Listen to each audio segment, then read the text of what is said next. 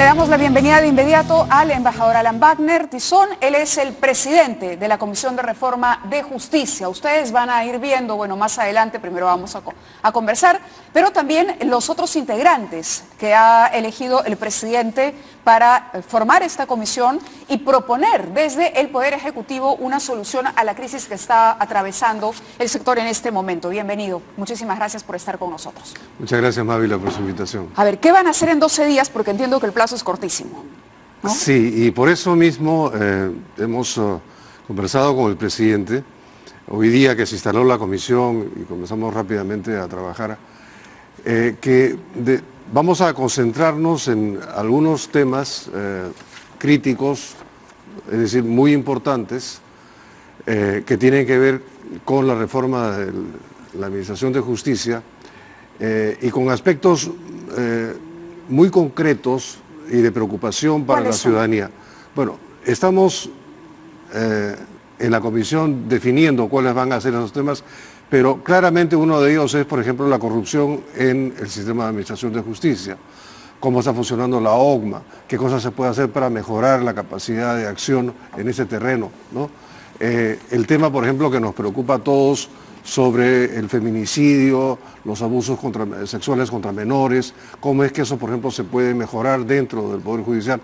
O sea, temas que realmente, como digo, sean de impacto y que a la a la ciudadanía le devuelvan la confianza en que sus instituciones realmente están decididas a luchar contra la corrupción, ¿no? Y que esta no es una simple iniciativa para distraer la atención frente a otros problemas que se están presentando, ¿no? Tengo una entrevista que usted concede el 10 de julio en la que dice que los audios revelan presuntos tráficos de influencias entre miembros del Consejo Nacional de la Magistratura, pero que confirman estos audios lo que era un secreto a voces. Y usted ha pedido que simplemente se anule, que deje de existir el Consejo como está conformado hoy. Es decir, se van los titulares y se van también los suplentes, de acuerdo a su perspectiva. ¿Esa va a ser una acción que va a recomendar la comisión? Vamos a ver, porque esa es una posición que adoptamos en la Asociación Civil Transparencia, de la cual yo soy presidente. Así es, por eso aprovecho y le hago la pregunta. Y efectivamente, nosotros en Transparencia pensamos que independientemente de la acción que tome el Congreso frente a estos dos magistrados que están siendo investigados, procesados, ¿no? El Consejo Nacional de Magistratura como órgano ha perdido credibilidad, ¿no?, frente a la ciudadanía. Y entonces sería conveniente que los demás miembros, ¿no?, renuncien, ¿no?, y permitan por consiguiente una renovación integral del organismo, convocándose a un nuevo concurso, tal vez con algunos ajustes en el método actual, ¿no?, que permitan mejorar la calidad, ¿no?, futura de los miembros, en tanto se procede a la reforma ya profunda de ese órgano, que es algo que tendrá que discutirse y requerirá seguramente una modificación de la Constitución. Entonces, ese es el sentido de la posición de Transparencia respecto de los otros miembros del Consejo de la Magistratura, que den un paso al costado y que permitan por consiguiente una Pero claro, ¿usted va a tomar esta integral. Iniciativa de Transparencia para llevarla a... Sí, naturalmente, ¿no? Eso va a ser una propuesta que yo voy a llevar a la Porque comisión, me imagino pero que el veamos... presidente Vizcarra conocía de esta posición de Transparencia antes de convocarlo, también. Naturalmente, sí. ¿Lo llamó el propio presidente Vizcarra? Sí. ¿Igual que a todos los otros integrantes? Supongo que sí, eso no me consta, pero supongo que sí. ¿No hubo coordinación con el ministro de Justicia, con el señor Eresi, en algún momento? En mi caso no. No. Yo recibí la llamada directamente del presidente. En esa oportunidad el presidente, bueno, luego de consultarme, ¿no?, mi disposición de integrar la comisión, me mencionó algunos nombres que estaba él considerando para la comisión. Yo le emití algunas opiniones al respecto y eso fue todo, ¿no? Es más, en esa oportunidad incluso yo le hice presente al presidente que yo soy diplomático.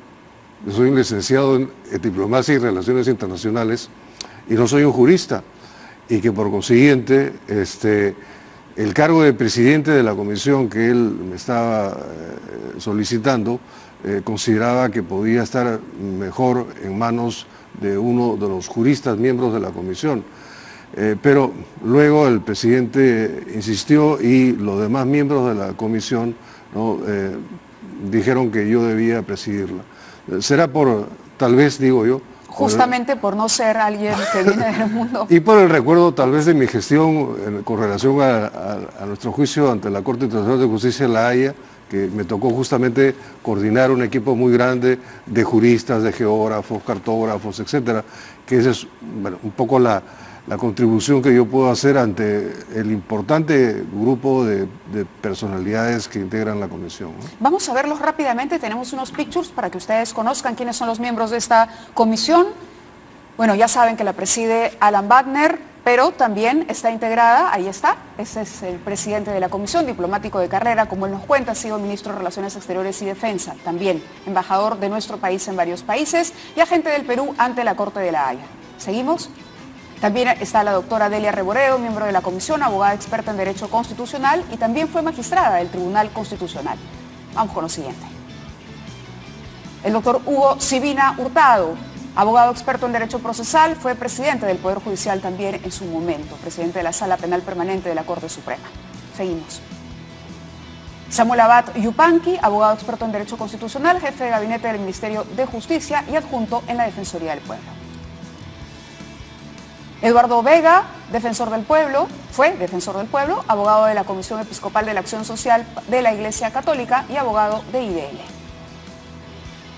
Ana Teresa Revilla Vergara, abogada experta en Derecho Constitucional, integrante de la OCMA, viceministra, fue viceministra de Promoción del Empleo y vocal en la OSCE.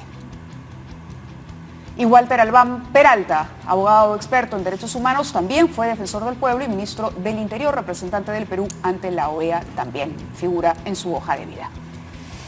Han dicho que son caviares los integrantes. ¿Cuál es su opinión? Esa es la crítica que se ha hecho, que hay una ideología que podría, restarle objetividad o podría enturbiar o afectar la percepción que se tiene de los resultados que ustedes ofrezcan. Yo no soy caviar para comenzar, pero en todo caso, Mávila, ¿no le parece que ya debemos dejar de lado esas divisiones entre los peruanos? Que unos son caviares y los otros son, bueno, no digo lo que les dicen porque es horrible, debemos dejar de enfrentarnos, ¿no?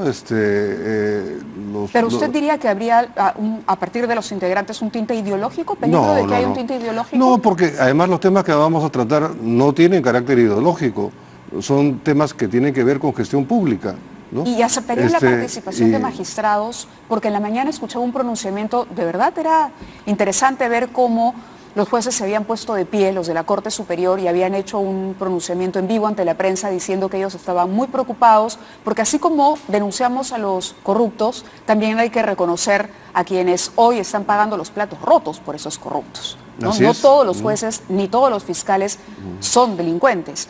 Entonces, estos alzaban la voz y decían, nos interesaría participar en la comisión del Ejecutivo. ¿Aceptarían ustedes una propuesta del Poder Judicial? Bueno, naturalmente. Es más, yo creo que todos tenemos que dar la bienvenida a la iniciativa del presidente Duberlí Rodríguez de haber nombrado ya una comisión integrada por 3 distinguidos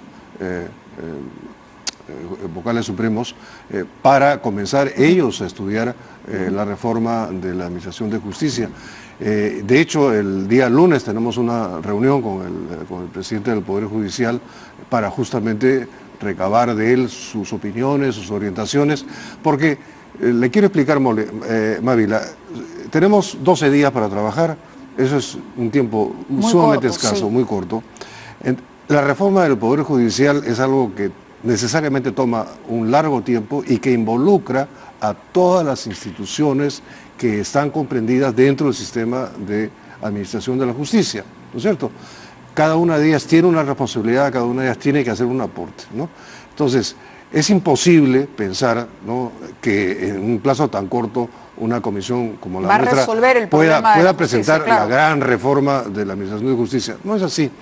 Nos vamos a concentrar, como decía, en algunos temas críticos, importantes, ¿no?, y luego recomendar algunas líneas, ¿no?, que sean desarrolladas por las instituciones correspondientes. De manera que, qué bueno que ya el doctor Duberlí Rodríguez haya tomado esta iniciativa.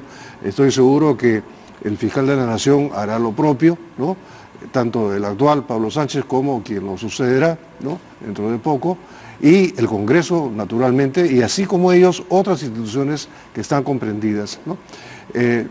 Eso es lo que podemos hacer. En realidad, lo que yo entiendo del objetivo de nuestro trabajo es poder demostrar a la ciudadanía que hay decisión de parte de los jefes de los poderes del Estado de luchar vigorosamente contra la corrupción, ¿no?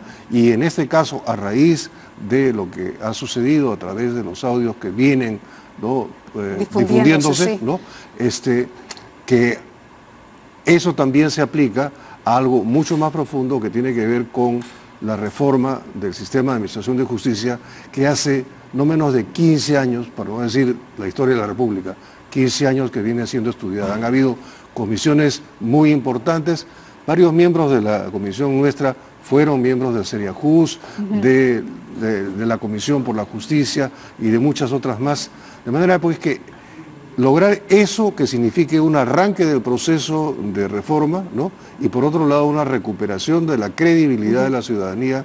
Correcto. Que está no solamente indignada, sino además también escéptica de este tipo de asuntos. Una respuesta corta para cerrar la entrevista. ¿No le preocupa que hayan mencionado a Duberly Rodríguez en estos audios? Yo considero que el doctor Duberly Rodríguez es un hombre probo, es un hombre íntegro. Él ha dado esta mañana, ahora con usted, una explicación larguísima, ¿no? Yo le diría que en el fondo me apena que una persona como el doctor Rodríguez tenga la necesidad de dar una explicación tan detallada, porque yo creo que es un hombre honesto, ¿no?, y muchísimas gracias. Confiar. Gracias por estar con nosotros y muchísima suerte para esos 12 días que quedan por delante. La vamos a necesitar. Muchísimo trabajo, claro que sí, y hablaremos seguramente cuando estén a punto de tener el informe. A sus órdenes. Gracias. Con mucho gusto, gracias. Hacemos una pausa rápidamente y estará con nosotros el ex canciller Francisco Tudela. También tiene una opinión sobre el CNM y ustedes recordarán, hablábamos con Lourdes Flores Nano y ella hacía un mea culpa porque ella fue parte de ese CCD que creó el Consejo Nacional de la Magistratura como lo conocemos hoy. Bueno, en su momento Francisco Tudela se opuso y ahora nos va a contar por qué.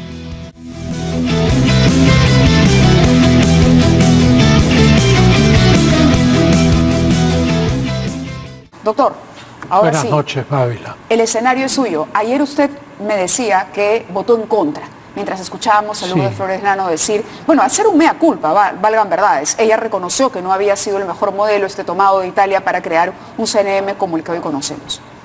Bueno, es porque el Consejo Nacional de la Magistratura, que se creó en el CCD, era un Consejo Nacional de la Magistratura corporativo. No era un Consejo Nacional de la Magistratura democrático y republicano como el italiano. Era tomar el nombre de lo que los italianos llaman el Consiglio Superiore de la Magistratura, que existe desde 1907, que pasó también por una etapa mussoliniana, y por eso después de la Constitución del 47 lo reformaron y es completamente distinto al nuestro. El nuestro es un sistema totalmente corporativo en el cual los miembros se cooptan entre ellos o vienen de entidades que escogen a uno de sus miembros para integrar el Consejo. Entonces hay uno nombrado por la Corte Suprema, uno por la Junta de Fiscales Supremos, uno por los colegios de abogados, dos por los otros colegios profesionales, uno por los rectores de las universidades privadas y podría ampliarse a 9 miembros. Hay 7 miembros. 8. Podría haber, ese era un plan, un proyecto. Existe la posibilidad legal de hacerlo. Ahora, esto es totalmente ajeno al Parlamento, esto es totalmente ajeno al Poder Ejecutivo. El sistema constitucional republicano se basa en un sistema de pesos y equilibrios, checks and balances, dicen en los Estados Unidos. Y entonces los 3 poderes tienen que participar. Miremos Italia. El Consiglio Superiore de la Magistratura, desde 1958 acá, está presidido por el presidente de la República de Italia, que es el garante de la constitucionalidad. tiene dos miembros de pleno derecho, que son el presidente de la Corte Suprema de Italia y el procurador general de la Corte Suprema de Italia. Son 24 miembros elegidos. 2/3 son elegidos entre los magistrados ordinarios por todos los magistrados. O sea, hay una elección entre todos los magistrados ordinarios de Italia que eligen a ese tercio, a esos 2/3. Y hay 1/3 que es elegido por el Parlamento.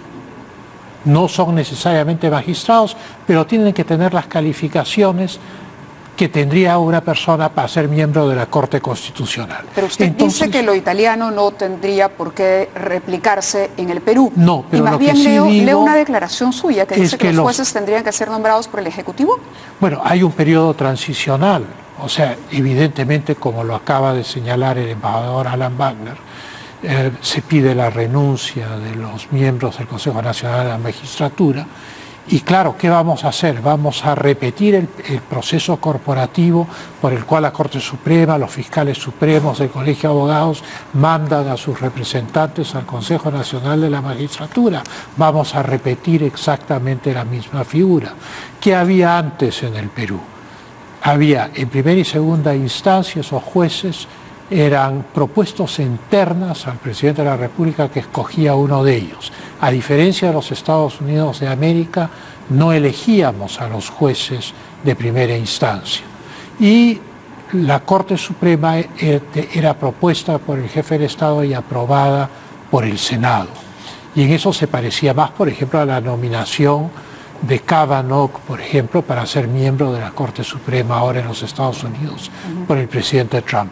A lo que yo voy es que no se puede tener un sistema que nombre jueces que no tenga ningún contacto ni ningún control con el Parlamento y con el Poder Ejecutivo. Entonces la propuesta de Kuczynski de tener un representante del Ejecutivo y del Legislativo la rescataría para el debate. Sí, la rescataría. Encuentro que hay que pensar bien lo que se hace. Italia es un régimen parlamentario, no presidencialista. Y entonces el presidente de la República es el garante de la constitucionalidad y el primer ministro es el gobernante.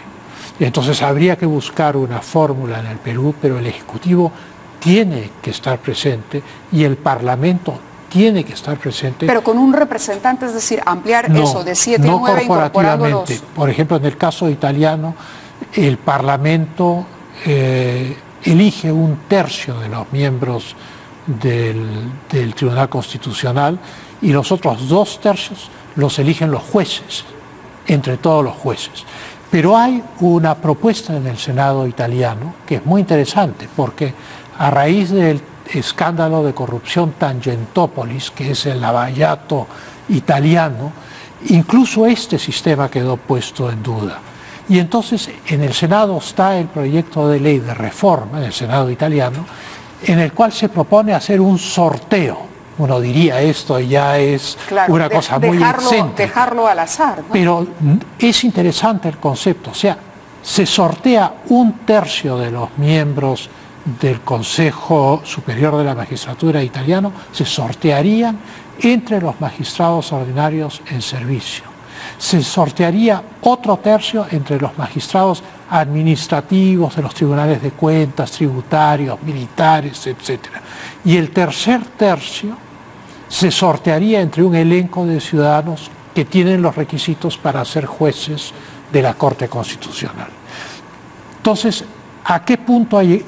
Lo que se muestra es una crisis, no tan, digamos, pandémica como la peruana, pero una crisis en la cual lo que se busca es evitar cualquier tipo de favoritismos.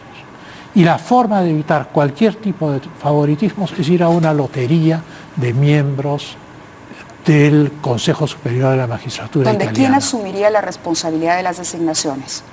Bueno, el sorteo lo hace la República Italiana. Es evidentemente quien asume esto sería la Presidencia de la República y el Congreso, el Parlamento. Correcto, doctor. Le agradezco mucho por estar aquí. Lo que es importante para enfatizar el punto es que yo me opuse a esa estructura del Consejo Nacional de la Magistratura porque era una estructura cerrada que iba a crear necesariamente un feudo, Claro, que es era finalmente lo que ocurrió. impermeable al control constitucional externo. Claro, es lo que es un, a ver, claro, es un poder absoluto donde poco se puede hacer, De ¿no? gente que se cooptan entre ellos en realidad porque vienen de comunidades donde se conocen y se les designa para ir al Consejo Nacional de la Magistratura. Hay que pasar a un sistema en el cual se elija a los magistrados de distintos sectores Doctor Tudela, y lo interrumpo un participen los minuto, poderes del Estado. Porque tenemos el audio finalmente, salió, usted sabe que ahora Vamos cada a 20 minutos escucharlo. vamos a escuchar el audio, ahora sí, y dele reporteros, hay una corrección en los créditos, quienes participan, es un congresista de Fuerza Popular. Me repitan el nombre, por favor, Francisco Villavicencio, conversa con Walter Ríos. Vamos a escuchar.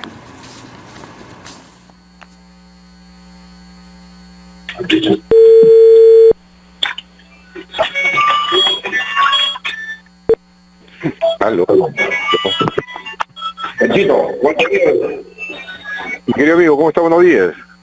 Hola Panchito, disculpa que te moleste. No, hermano. con todo gusto, con todo gusto.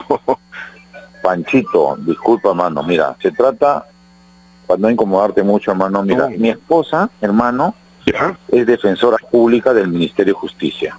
¿Ya? Y hay un director que de alguna manera la está incomodando. ¿Ya? ¿Ya? Yo no sé si tú me puedes hacer la gauchada de hablar con el hombre. Por supuesto, he estado anteayer con él en la mañana y tenemos algunos temas ahí que tratar pendientes con el mayor gusto. No sé, Walter, Por ejemplo, una me forma pasa- de molestarle, hermano, ¿Ya? es, a ella la pusieron a un curso y este huevón la ha sacado, disculpa la grosería. Ya. Estoy indignado realmente. ¿Por qué? Porque inclusive, y de ahí la quiso sacar de su lugar para mandarla a otro lugar cuando su especialidad de ella es infractores. Ya. ¿Tú sabes que el defensor público manda 4.000 soles, son cash? Mi mujer ahí está porque Sí. le gusta su chamba, pues hermano. Ya, bueno, no, ningún problema, Walter, con mayor gusto. ¿Cómo haríamos? ¿Me pasas por Por WhatsApp el nombre y el cargo de este pata Sí, para sí, que lo sí. enderecen. Y el nombre de mi mujer. Sin ningún problema. Yo Ya, me pues, comunico Panchito. personalmente con el amigo y te respondo a la brevedad. No sé si Me no sé si nos favor, corta la hermano. semana hoy día, pero no sé, yo me comunico con el amigo. Si puedes, cuanto ¿Ya? antes, pues, ya manito. Por Al favor, toque, discúlpame la hermano. molestia. No.